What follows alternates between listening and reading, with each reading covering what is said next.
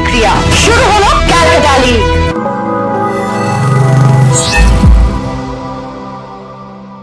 নমস্কার, আমি শিবাঙ্গনা। সারাদিনের ফুটবলের খবর নিয়ে আবারও হাজির দৈনিক ড্রিবলের একটি নতুন পর্বে। গত ম্যাচে পয়েন্টের খরা কেটেছে, এবার শুরু অবনমন বাঁচানোর লড়াই।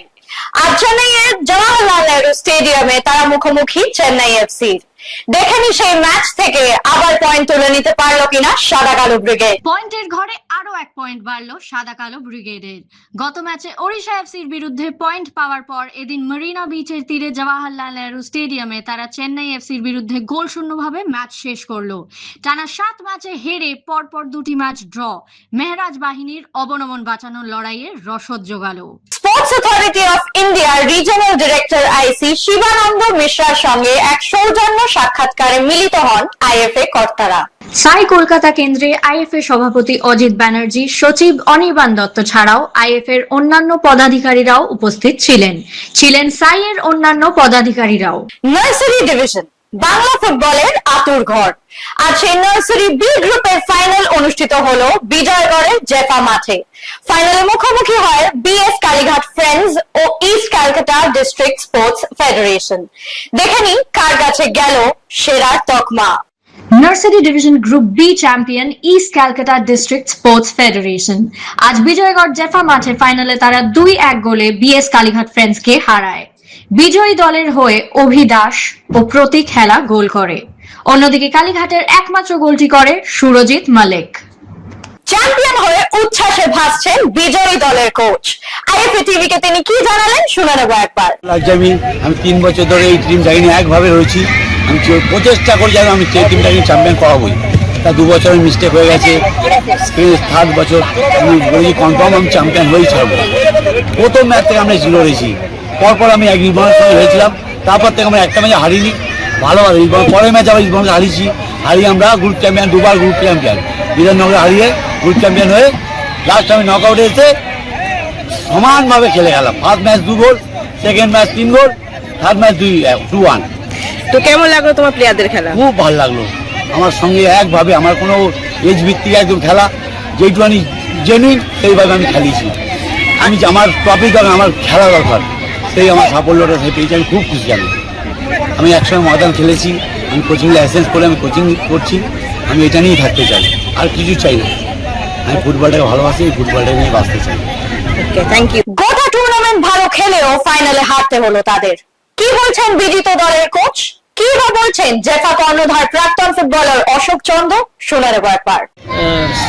সেদিক থেকে খেলার দিক থেকে যদি বলি, আমার প্লেয়ার তো 100% দিয়েছে, সেদিক থেকে কোনো কথা নেই। 90% ম্যাচ আমরাই খেলে গেলাম, কিন্তু চ্যাম্পিয়ন হওয়ার জন্য যেটা লাগে লাক ফ্যাক্টর আমাদের সঙ্গে ছিল না। পরে লাগলো একটা বিচ্ছি, ঠিক আছে, it's okay, no problem, part of the game. আমাদের নেক্সট টার্গেট আমাকে ফিক্স করতে হবে। আমরা 14-এ যে কোয়ালিফাই করলাম, এই টিমটাকে আরও ভালোভাবে তৈরি করতে হবে, প্র্যাকটিস করি, আগামী দিন আরও ভালো। তোমাদের আমরা প্লেয়ার দেখলাম খুব ভালো খেলছে, তো সেই যে প্লেয়ারদের তোমরা যে প্র্যাকটিস করাও বা কিছু যদি একটু ওদের সম্পর্কে বলো, যে কোথা থেকে কি এনেছো বা প্লেয়ারদের একটুখানি। প্র্যাকটিস বলতে আমাদের সত্যি কথা বলতে ছেলে এত অল্প বয়সে এদের সবার প্রথম যেটা দেখিয়েছি সেটা হচ্ছে ডেডিকেশন। খুব এরা কথা শোনে, আমাদের অফিসিয়াল যারা রয়েছে, কোচ রয়েছে, সাপোর্টিং স্টাফ প্রচণ্ড পরিমাণ কথা শোনে। এবং তার থেকে বড় বিষয় এদের নিজেদের প্রতি জেদ প্রচুর, যে হ্যাঁ আমাদেরকে নিজেদেরকে কিছু করতে হবে। একটা ছেলেও ম্যাক্সিমাম টাইম এরা চেষ্টা করে যে কোনো কারণবশত যাতে প্র্যাকটিস কামাই না হয়, তো প্র্যাকটিসের ফল। অতএব এতগুলো ম্যাচ কোয়ালিফাই করে আমরা এতগুলো ম্যাচ খেলে জেতার পরে আজকে ফাইনালে উঠেছি, একটা ম্যাচের জন্য তো সেটা ক্ষুণ্ণ হতে পারে না। ঠিক আছে, এটা পার্ট অফ দ্য গেম। ছেলেরা ভালো খেলেছে, ছেলেরা আমি যে কোচিংটা করিয়েছি সেটা ভালো নিয়েছে, এটার জন্য অসংখ্য ধন্যবাদ। Thank you. ভালো লেগেছে এইরকম যখন সুযোগ দেয় আইএফএ আমাকে।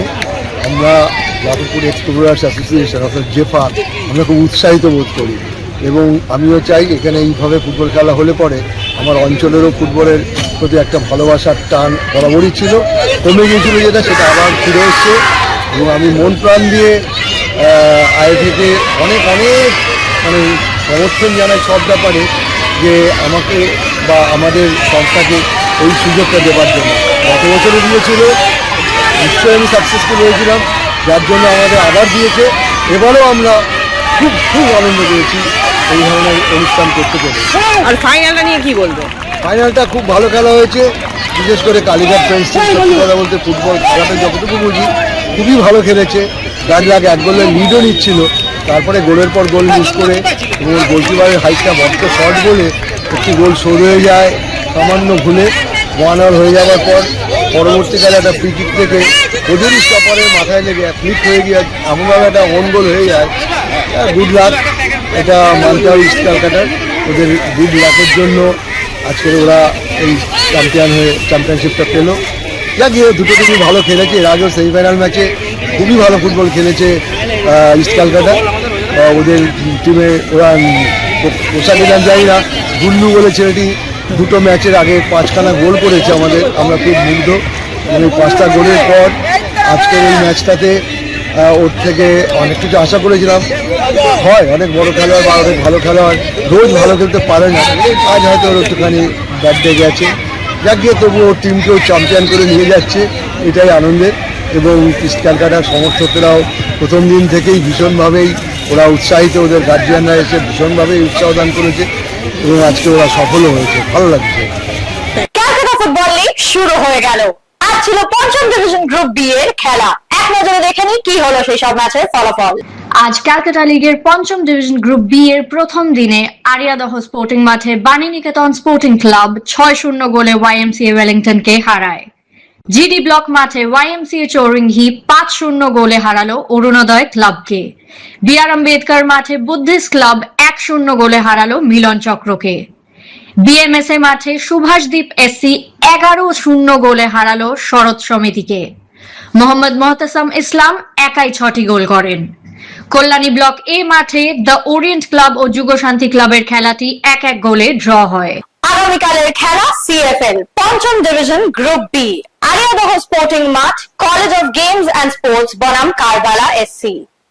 জিডি ব্লক মাঠ, বাগমারি ক্লাব বনাম এক্সেলসিয়ার্স ক্লাব। বিআর আম্বেদকর মাঠ, রবার্ট হাডসন এসি বনাম Garden Reach MS. Kalyani block A মাঠ, শারদাচরণ এসি বনাম বিবেকানন্দ সমিতি। সব খেলা শুরু বিকেল 3টে। এখন সময় ফুটবল কুইজ মগজাস্ত্রের। গতকালের প্রশ্নের সঠিক উত্তর হলো মতুয়া ফুটবল ফাউন্ডেশন। আজকের প্রশ্ন হলো নার্সারি ডিভিশন ফুটবল লিগ কবে শুরু হয়? যদি জানা থাকে অবশ্যই লিখে ফেলুন কমেন্ট বক্সে। আমাদের আজকের ভিডিও যদি আপনাদের ভালো লেগে থাকে তাহলে অনেক অনেক শেয়ার করুন এবং আমাদের ফেসবুক পেজটিকে ফলো করুন। বাংলা ফুটবলের আরো অনেক খবরাখবর জানতে আমাদের ইউটিউব চ্যানেলটিকে সাবস্ক্রাইব করুন এবং বেল আইকনটি প্রেস করে দিন। আজ এই অবধি, তবে আবার দেখা হচ্ছে আগামী পর্বে। শুভরাত্রি।